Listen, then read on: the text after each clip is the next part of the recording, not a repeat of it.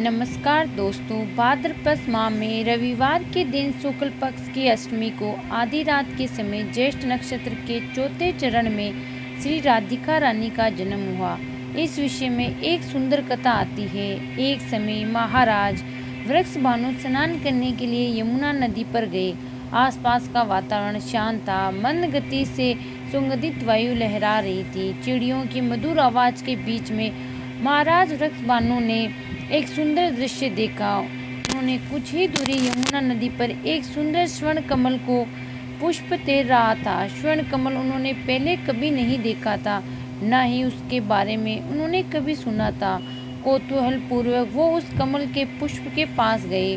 वहां जाकर उन्होंने देखा कि कमल की पंखुड़ियों के बीच एक अत्यंत सुंदर और सुकोमल बालिका सोई हुई थी। उसका वर्ण पिघल हुए स्वर्ण के समान था। नेत्र कमल की पंखुड़ियों के समान थे। इस बालिका को देखते ही महाराज के मन में वात्सल्य की वर्षा होने लगी। उन्होंने उस कन्या को अपनी गोद में उठा लिया। आसपास देखा तो कोई नहीं था। इस प्रकार एक नवजात शिशु को किसने छोड़ा होगा, वे ऐसा विचार कर ही रहे थे कि तभी वहाँ ब्रह्मा जी प्रकट हुए और बोले, हे वत्स, तुमने और तुम्हारी पत्नी ने अनेकों वर्षों तक घोर तपस्या करी थी ताकि तुम्हें भगवान श्री हरि की संगिनी को अपनी पुत्री के रूप में प्राप्त कर सको, और इस जन्म में तुम्हारी ये इच्छा पूर्ण हुई। ये बालिका साक्षात भगवान की अंतरंग शक्ति है, माता लक्ष्मी का रूप है। जाओ, इन्हें अपने घर ले जाओ और पूर्ण प्रेम वात्सल्य और स्नेह से इनका लालन पालन करो। ऐसा कहकर ब्रह्मा जी अंतर्ध्यान हो गए और महाराज वृषभानु ने आनंद की कोई सीमा नहीं रही। पूर्ण हर्ष के बाद वो उस कन्या को अपने घर ले आए और अपनी पत्नी कीर्तिका देवी को सारी प्रसंग कह सुनाई। कीर्तिका देवी ने भी इस नन्ही सी बालिका को देखकर अत्यंत प्रसन्न हुई।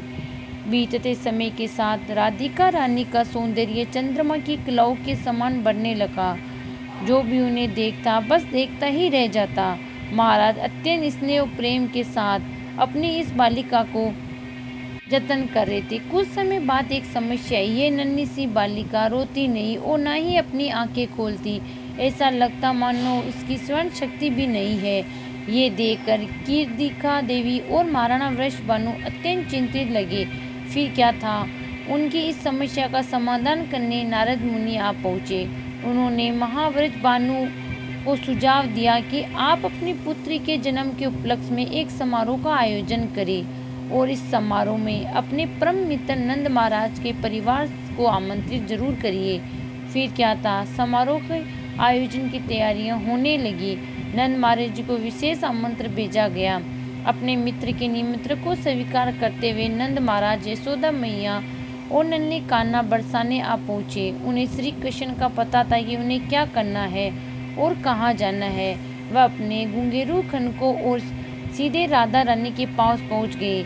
जैसे ही श्री कृष्ण के पालने में सोई हुई राधा रानी की ओर देखा तो उनकी सुगंध से राधा रानी जाग गई कि उन्हें प्राण प्रिय श्री कृष्ण आ गए हैं। अत्यंत हर्ष के साथ उन्होंने अपनी आंखें खोली और सर्वप्रथम भगवान श्री कृष्ण को दर्शन किया और थोड़ी ही देर में वह रोने लगी।